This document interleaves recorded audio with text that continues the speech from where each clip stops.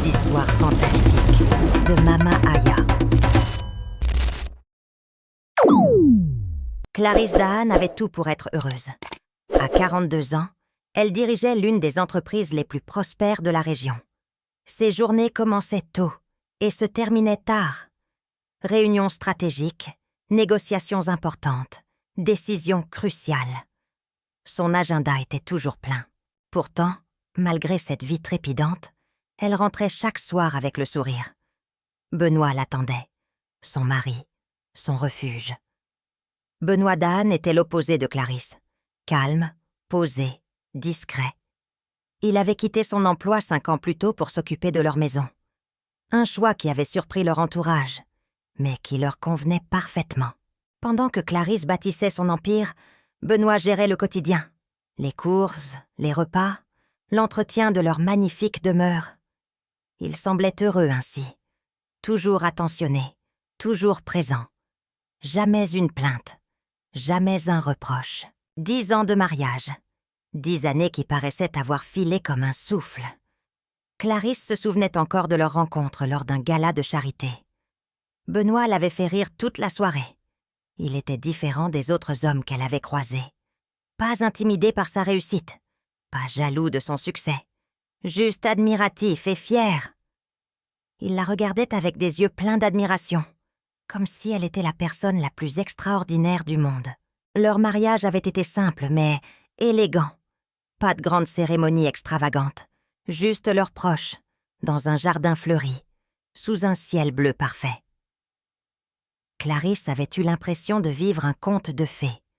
Benoît lui avait promis de toujours prendre soin d'elle, de la soutenir dans ses projets, de construire une vie ensemble. Et pendant 10 ans, il avait tenu cette promesse. Du moins, c'est ce qu'elle croyait. Leur maison était à l'image de leur réussite. Une vaste propriété, avec un jardin impeccablement entretenu, une piscine, un garage spacieux, pouvant accueillir 3 voitures. Tout y était luxueux, mais chaleureux. Clarisse adorait rentrer chez elle après une journée épuisante. Benoît avait toujours préparé son plat préféré. Une bouteille de vin ouverte, des bougies allumées, la table dressée avec soin. Il connaissait ses goûts par cœur, ses envies, ses humeurs.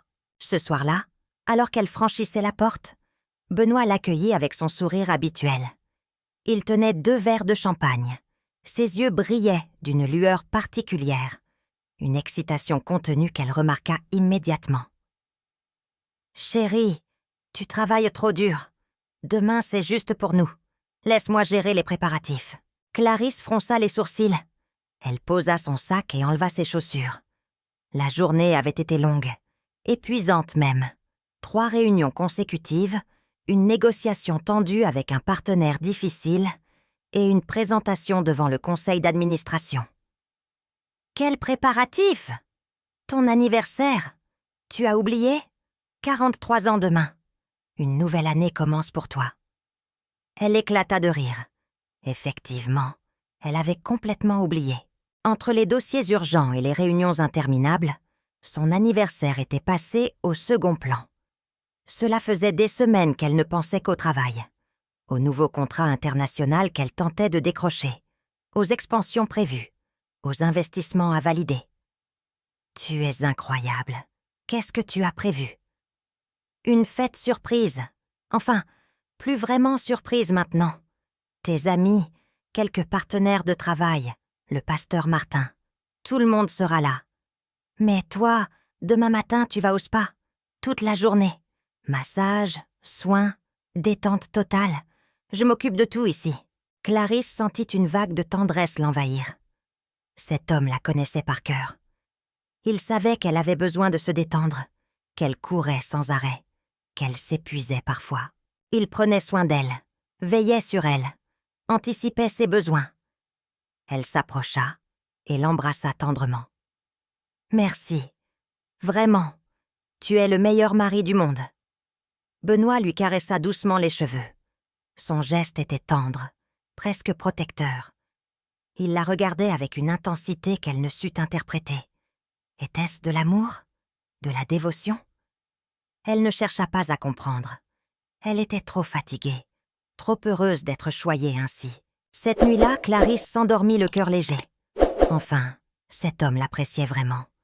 Après toutes ces années, il pensait encore à elle, à son bien-être. Peu d'hommes auraient eu cette attention. Peu d'hommes auraient accepté de mettre leur carrière de côté pour soutenir celle de leur épouse. Benoît était différent, spécial. Elle avait de la chance, une chance immense. Le lendemain matin, Benoît la réveilla avec le petit déjeuner au lit. Croissants frais, jus d'orange pressé, café fumant. Il avait même ajouté des fleurs fraîches sur le plateau, des roses blanches, ses préférées. Il avait déjà réservé son rendez-vous au spa pour 10 heures. « File te préparer, la voiture t'attend dans 1 heure. » Clarisse obéit avec plaisir. Elle enfila une tenue confortable, attrapa son sac et descendit. Benoît était déjà au téléphone, confirmant les derniers détails avec le traiteur. Ils discutaient du menu, des quantités, des horaires de livraison. Il était méticuleux, perfectionniste même. Il voulait que tout soit parfait pour elle. Il lui fit un signe de la main et articula silencieusement « Bonne journée, mon univers ». Elle lui envoya un baiser et sortit. Le trajet jusqu'au spa fut agréable. Le soleil brillait. La circulation était fluide. Clarisse se sentait légère, détendue. Pour une fois, elle ne pensait pas au travail, pas aux dossiers qui s'empilaient sur son bureau, pas aux décisions urgentes à prendre. Elle profitait juste du moment présent, de cette journée qui lui était offerte. Le spa était magnifique, un établissement de luxe situé en périphérie, entouré de jardins zen. Ambiance apaisante, musique douce, senteur délicate de lavande et d'eucalyptus. Clarisse se laissa aller. Massage aux pierres chaudes, soins du visage, bain aux huiles essentielles. Chaque soin durait au moins 1 heure. Pour la première fois depuis des mois, elle ne pensait à rien, ni au contrat en cours, ni aux décisions à prendre, ni aux employés à gérer, ni aux objectifs à atteindre. Juste à ce moment présent, à cette sensation de bien-être qui l'envahissait progressivement. Vers 13 heures, alors qu'elle s'apprêtait à passer aux soins suivants, elle réalisa quelque chose. Son téléphone. Elle l'avait oublié dans la voiture, dans la boîte à gants. Habituellement, cela ne l'aurait pas dérangée, mais aujourd'hui, elle attendait un appel important. Un client étranger devait la contacter dans l'après-midi pour finaliser un accord. Un contrat de plusieurs millions, 3 mois de négociations, des dizaines d'échanges. Elle ne pouvait pas se permettre de le manquer, pas maintenant. Pas alors que tout était si proche d'aboutir. Elle s'excusa auprès de l'esthéticienne et sortit discrètement. Le spa n'était qu'à 21 minutes de chez elle. Elle pourrait faire l'aller-retour rapidement, récupérer son téléphone et revenir sans que personne ne remarque son absence. Surtout, sans gâcher la surprise de Benoît. Il serait déçu si elle rentrait maintenant, alors qu'il s'activait probablement en cuisine. Il avait tant travaillé pour organiser cette fête. Le moins qu'elle puisse faire était de respecter son effort. Clarisse commanda un taxi qui la conduisit prudemment jusqu'à la maison. La route lui était familière. Elle l'empruntait chaque jour depuis 10 ans. Chaque virage, chaque panneau, chaque arbre lui était connu. Elle se descend un peu plus loin dans la rue, histoire de ne pas attirer l'attention. La fête ne commençait qu'à 19 heures. Elle avait largement le temps. Personne ne la verrait. Personne ne saurait qu'elle était passée. Elle se glissa discrètement par le portail latéral et contourna la maison pour accéder au garage par l'entrée arrière. De cette façon, Benoît ne la verrait pas. Elle connaissait chaque recoin de cette propriété, chaque accès, chaque angle mort. C'était son territoire, son sanctuaire. Le garage était spacieux. 2 voitures y étaient garées. La sienne, une berline noire élégante, et celle de Benoît, un SUV gris. Elle se dirigea vers sa voiture et ouvrit la portière côté conducteur. Son téléphone était bien là, dans la boîte à gants. Elle le récupéra et souffla de soulagement. 3 appels manqués, dont un du client étranger. Elle devrait le rappeler dès son retour au spa. Alors qu'elle s'apprêtait à repartir, quelque chose attira son attention. Dans le coin du garage, près de l'établi de Benoît, un carton brun dépassait d'une étagère. Ce carton n'était pas là avant. Elle en était absolument certaine. Clarisse connaissait chaque recoin de cette maison, chaque objet, chaque détail. Ce carton était nouveau, récent même. Une curiosité étrange s'empara d'elle. Peut-être un cadeau? Quelque chose pour la fête? Une surprise supplémentaire? Benoît aimait les attentions, les petits détails qui faisaient fort la différence. Elle s'approcha lentement. Le carton était fermé, mais pas scellé. Les rabats étaient simplement repliés, l'un sur l'autre. Elle hésita un instant. Fouiller dans les affaires de son mari n'était pas son genre. Elle respectait son intimité, son espace. Mais quelque chose la poussait. Une intuition, un pressentiment. Une petite voix au fond d'elle qui lui disait de regarder. Elle ouvrit le carton. Son sang se glaça. À l'intérieur, soigneusement pliées, se trouvaient des affiches. Des affiches funéraires. Son visage y apparaissait, accompagné d'un texte sobre annonçant son décès. Son nom complet. Clarisse Marie Dahan. Sa date de naissance et la date de sa mort. Aujourd'hui, le jour même, son 43e anniversaire. Sa gorge se serra. Elle sortit les affiches d'une main tremblante et découvrit autre chose. Un document médical, un certificat de décès, déjà rempli, déjà tamponné. Le nom d'un médecin qu'elle ne connaissait pas. Une signature illisible mais officielle. L'heure du décès indiquée, 21h30. Il était 13h, 8h30. Dans 8h30, selon ce document, elle serait morte. Clarisse sentit ses jambes fléchir. Elle dut s'appuyer contre l'étagère pour ne pas tomber. Son cœur battait si fort qu'elle entendait chaque pulsation résonner dans ses oreilles. Ses mains tremblaient, sa respiration devenait saccadée. Son mari, l'homme avec qui elle partageait sa vie depuis 10 ans, l'homme qu'elle aimait, l'homme en qui elle avait confiance, l'homme à qui elle avait tout donné. Cet homme voulait la tuer. Il avait tout planifié, tout organisé, dans les moindres détails. Les invités n'étaient pas là pour fêter son anniversaire. Ils étaient là pour assister à sa mort, peut-être même pour témoigner, pour certifier qu'elle était morte naturellement. Une crise cardiaque, un accident, une tragédie soudaine et inexplicable. Personne ne poserait de questions, personne ne douterait. Une femme qui travaillait trop, qui se surmenait, qui ne prenait jamais le temps de se reposer. Son décès semblerait logique, presque prévisible. Elle regarda à nouveau le certificat. Un médecin complice avait déjà signé. Qui était cet homme? Depuis combien de temps Benoît préparait-il ce plan? Depuis quand avait-il décidé de la tuer? Le pasteur Martin serait présent. Pour quoi faire? Pour administrer les derniers sacrements? Pour rassurer les invités? Pour donner une légitimité religieuse à cette mascarade? Benoît avait pensé à tout. C'était un plan parfait, méticuleux, diabolique, implacable. Clarisse sentit une vague de panique la submerger. Elle devait partir, fuir, maintenant, tout de suite, appeler la police, montrer ses documents, faire arrêter Benoît avant qu'il ne soit trop tard. Mais elle se figea. Ses pensées se bousculaient. Si elle partait, que se passerait-il? Benoît s'en apercevrait immédiatement. Il verrait que le carton avait été ouvert. Il comprendrait qu'elle savait. Il trouverait une excuse, annulerait la fête, inventerait une histoire et recommencerait plus tard. Autrement, plus discrètement, plus efficacement. Il connaissait tous ses mouvements, toutes ses habitudes, tous ses contacts. Il avait passé 5 ans à étudier sa vie, à observer ses routines, à comprendre ses faiblesses. Si elle fuyait, il la retrouverait. Il avait accès à ses comptes bancaires, à ses propriétés, à son entreprise. Il savait où elle allait, qui elle fréquentait, où elle se réfugiait. Il trouverait un autre moyen, plus discret, plus efficace. Et cette fois, elle ne le verrait pas venir. Elle inspira profondément, essaya de calmer les battements frénétiques de son cœur. Non, elle ne fuirait pas. Elle ne pouvait pas se permettre de fuir. Il fallait agir autrement, retourner le piège contre lui, le prendre à son propre jeu. Mais comment?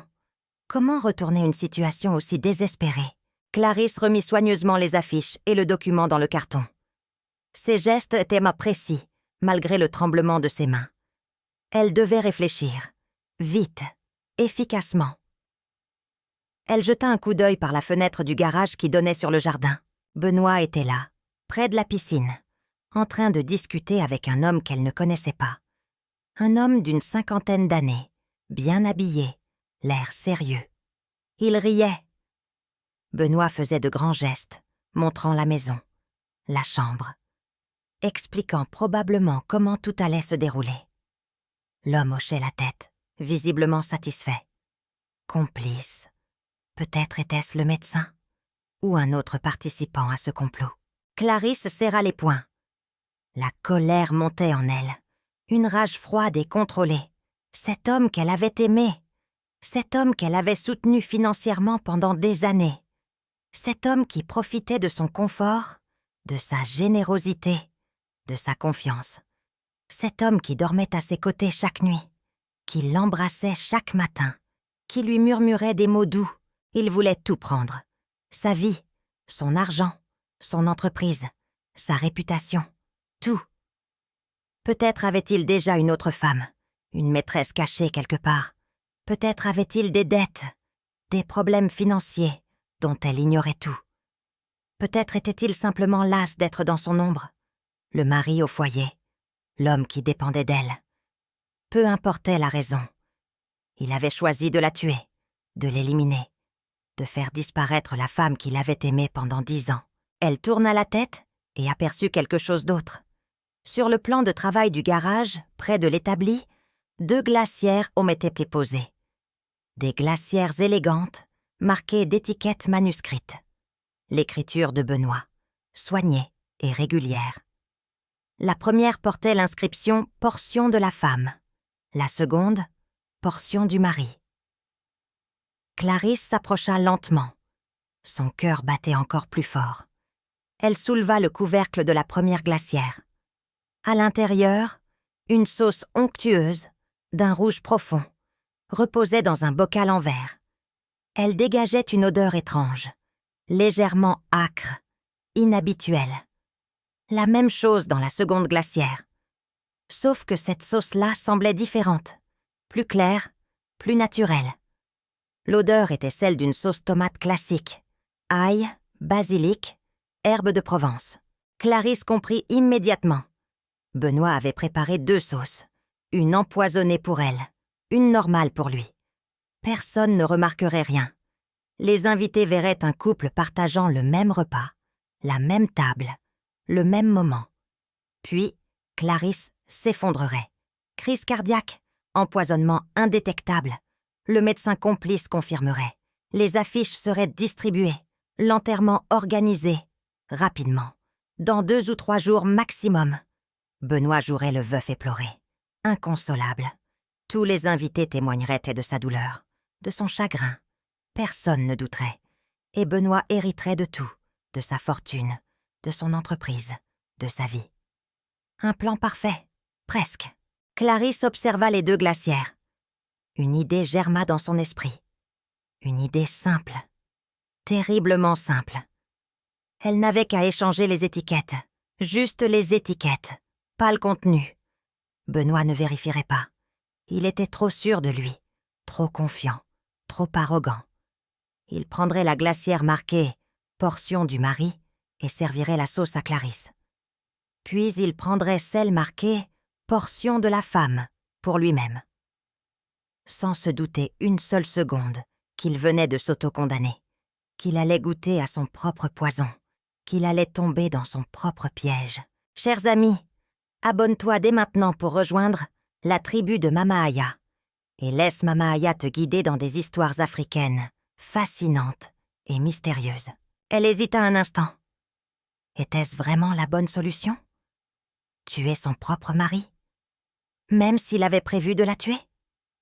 N'était-ce pas devenir aussi monstrueuse que lui, aussi criminelle, aussi immorale? Mais que pouvait-elle faire d'autre? Fuir ne servait à rien. Il la retrouverait. Appeler la police non plus. Benoît nierait tout, Le médecin nierait. Aucune preuve concrète, juste des affiches et un certificat qu'il pourrait facilement faire passer pour une mauvaise blague, une farce de mauvais goût, une erreur administrative.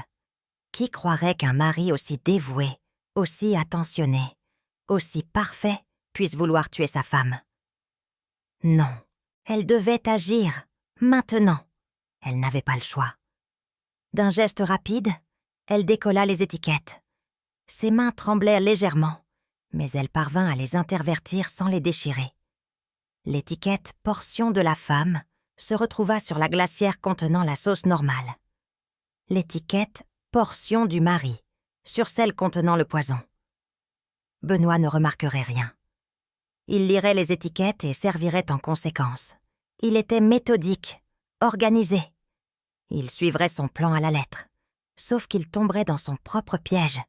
Il goûterait à sa propre médecine. Il mourrait de sa propre main. Clarisse replaça les glacières exactement comme elles étaient. Elle vérifia chaque détail, chaque position. Rien ne devait paraître suspect. Elle sortit du garage par la même porte discrète et regagna son taxi. Son cœur battait encore à tout rompre. Ses jambes tremblaient. Elle dut s'asseoir un instant avant de dire au chauffeur de démarrer. Elle venait de franchir une ligne invisible, mais définitive.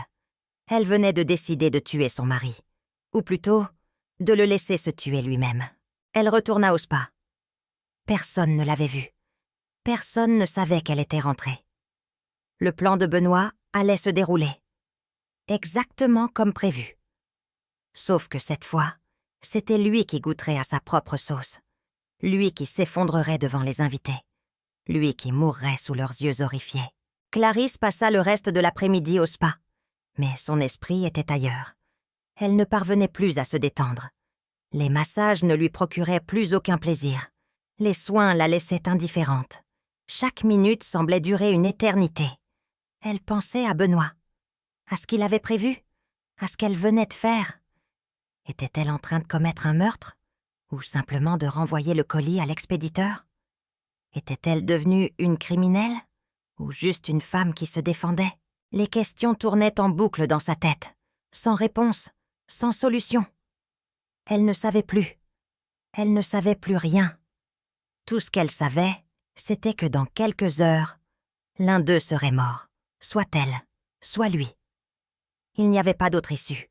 À 18h, elle rentra chez elle. Elle marchait lentement, comme si elle voulait retarder le moment inévitable. Benoît l'accueillit avec son sourire habituel, comme si de rien n'était, comme si cette journée était juste une journée normale, une fête d'anniversaire classique.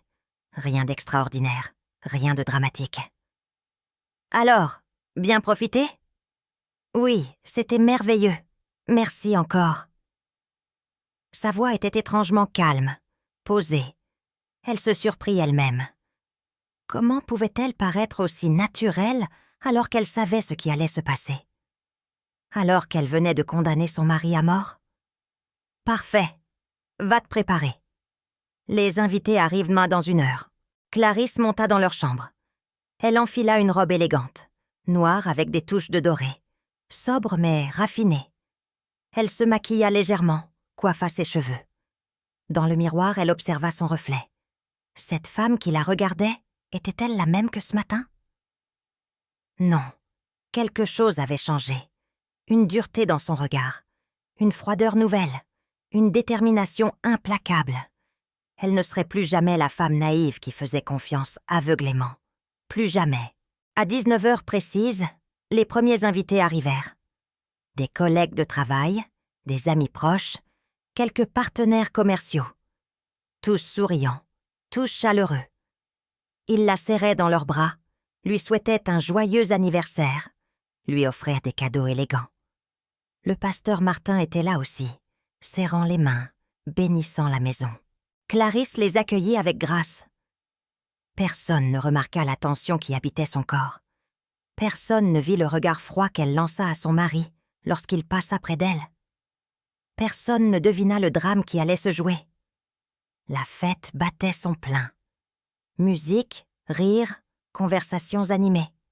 Benoît jouait parfaitement son rôle, l'hôte parfait, le mari attentionné, le compagnon dévoué. Il s'assurait que chaque invité avait à boire, à manger. Il racontait des anecdotes, faisait rire l'assemblée. Il était charmant, charismatique, irrésistible. Clarisse l'observait depuis l'autre bout du salon. Comment pouvait-il être aussi calme, aussi naturel, alors qu'il savait que dans quelques heures, elle serait morte? Alors qu'il avait préparé son assassinat dans les moindres détails, elle se demandait comment il pouvait vivre avec cette conscience. Comment il pouvait rire, sourire, discuter, alors qu'il s'apprêtait à tuer la femme qu'il prétendait aimer. Était-il un monstre? Un psychopathe? Ou simplement un homme poussé à bout par des circonstances qu'elle ignorait? Vers 20h30, Benoît annonça que le repas allait être servi. Tout le monde se rassembla autour de la grande table dressée dans le jardin. Des bougies éclairaient bien la scène. Une ambiance festive et chaleureuse. La nuit était douce, le ciel étoilé. Tout semblait parfait. Benoît apporta les plats, entrée raffinée, plat principal succulent. Tout était parfait, trop parfait. Chaque détail avait été pensé, chaque élément soigné. Puis vint le moment crucial. Benoît disparut quelques instants dans la cuisine et revint avec 2 assiettes vassa spéciales. Il s'approcha de Clarisse avec un sourire radieux. Un sourire qu'elle ne lui avait jamais vu. Un sourire étrange, presque inquiétant. « Chérie, j'ai préparé quelque chose de spécial pour nous deux. Une sauce que tu adores. Mon secret. Ma recette exclusive. J'ai travaillé dessus toute la semaine. » Il posa l'assiette devant elle. La sauce rouge profond nappait généreusement la viande. Clarisse regarda l'assiette, puis leva les yeux vers Benoît. Il la fixait avec une intensité troublante, attendant qu'elle goûte, qu'elle prenne cette première bouchée fatale. Ses yeux brillaient d'une lueur qu'elle ne reconnaissait pas, une lueur froide, calculatrice, mortelle. « À ta santé, ma chérie, à tes 43 ans, que cette nouvelle année t'apporte tout ce que tu mérites. » Il leva son verre. Tous les invités firent de même. Un concert de joyeux anniversaire retentit. Clarisse sourit et leva le sien également. Puis elle regarda Benoît droit dans les yeux. Un regard long, profond, chargé de tout ce qu'elle ne pouvait pas dire. « Non, mon amour, à ta santé. Tu as tellement travaillé pour cette soirée. Tu mérites de goûter en premier. Tu as passé tant de temps en cuisine. C'est toi qui devrais avoir l'honneur de la première dégustation. » Elle poussa son assiette vers lui. Benoît hésita une fraction de seconde. Un éclair de surprise traversa son regard, puis de confusion, puis d'incompréhension. Mais il ne pouvait pas refuser sans éveiller les soupçons. Tous les invités les regardaient, attendaient, souriaient. Il était piégé, exactement comme il l'avait piégé. Il sourit et hocha la tête. « Comme tu voudras, ma chérie, si cela te fait plaisir. » Il prit une fourchette et coupa un morceau de viande nappé de sauce. La sauce qu'il avait préparée pour lui. La sauce marquée « portion du mari ». Celle qu'il croyait inoffensive, celle qui devait le protéger. Il porta la bouchée à sa bouche, mastiqua lentement. Son sourire se figea presque immédiatement. Quelque chose n'allait pas. Il fronça les sourcils, déglutit avec difficulté. Ses yeux s'écarquillèrent. Une expression de panique traversa son visage. « Ça va ?» Clarisse le regardait sans rien dire. Son visage était impassible. Froid, Benoît porta la main à sa gorge. Sa respiration devint saccadée, irrégulière. Il tenta de se lever, mais ses jambes ne le portaient plus. Il s'effondra sur sa chaise, le visage crispé de douleur. Les invités se levèrent d'un bond. Cris, panique, confusion. Tout le monde parlait en même temps. « Appelez une ambulance !»« Benoît, réponds-moi. »« Qu'est-ce qui se passe ?» Il étouffe. Le pasteur Martin se précipita vers lui, tentant de le maintenir conscient. Mais Benoît suffoquait. Sa peau prit une teinte grisâtre. Ses yeux roulèrent dans leurs orbites. Il essaya de parler, mais seuls des sons étranglés sortirent de sa gorge. De la bave coulait au coin de ses lèvres. Son corps se convulsait. Son regard croisa celui de Clarisse. Il comprit. Dans ces dernières secondes de lucidité, il comprit ce qu'elle avait fait. Comment elle avait retourné son propre piège contre lui. Ses yeux exprimèrent une terreur absolue, une incrédulité totale. Puis plus rien. Son corps s'affaissa, inerte. L'ambulance arriva en quelques minutes, sirène hurlante, mais c'était trop tard. Benoît Dahan était mort. Empoisonnement foudroyant. Les médecins ne comprenaient pas. Qu'avait-il mangé? Quel produit toxique avait pu agir aussi rapidement, aussi violemment? Clarisse, en larmes apparentes, expliqua qu'il avait préparé une sauce spéciale. Peut-être avait-il fait une erreur. Confondu un ingrédient. Utilisé quelque chose de périmé. Les autorités enquêtèrent, mais ne trouvèrent rien de suspect. Un accident tragique.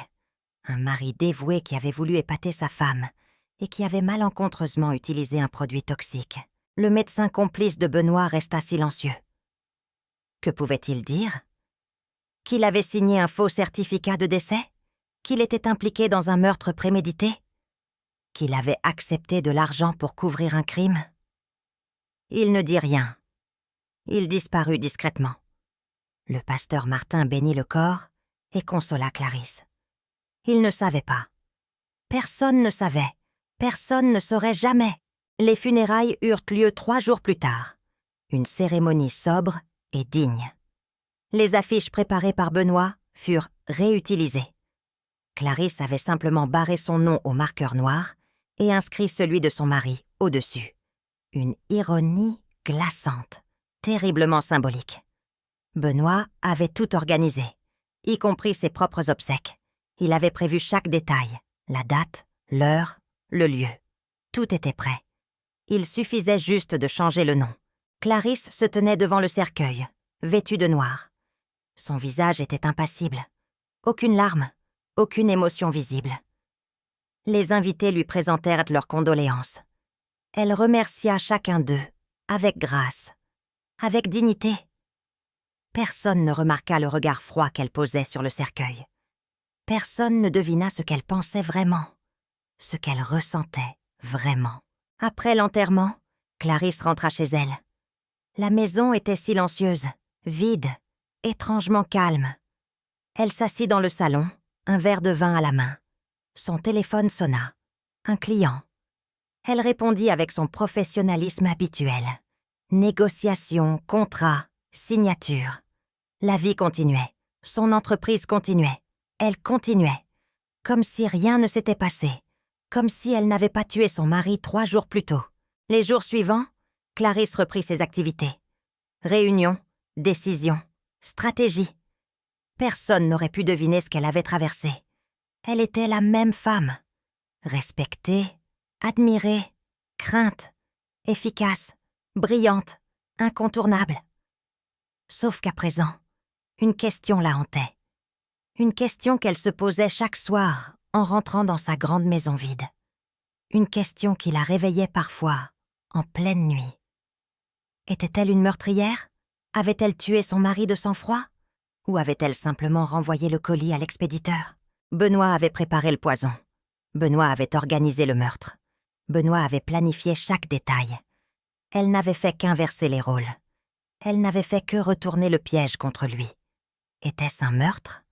Ou de la légitime défense? Une vengeance? Ou une survie? Clarisse ne connaissait pas la réponse. Et peut-être ne la connaîtrait-elle jamais. Tout ce qu'elle savait, c'était qu'elle était vivante. Et que Benoît ne l'était plus. Elle avait survécu. Elle avait gagné. Mais à quel prix? À quel coût moral? À quel sacrifice de son humanité? Parfois, tard dans la nuit, elle se demandait ce qui serait arrivé si elle n'était pas rentrée chercher son téléphone, si elle n'avait pas ouvert ce carton, si elle n'avait pas découvert le plan. Elle serait morte, empoisonnée, enterrée, oubliée. Benoît aurait hérité de tout, de sa fortune, de son entreprise, de sa vie. Et personne n'aurait posé de questions, personne n'aurait douté. Le plan était parfait, trop parfait. Mais elle avait découvert, elle avait agi, elle avait survécu. Et maintenant, elle devait vivre avec cette vérité, avec ce secret, avec ce poids. Chaque jour, elle se réveillait en sachant qu'elle avait tué son mari.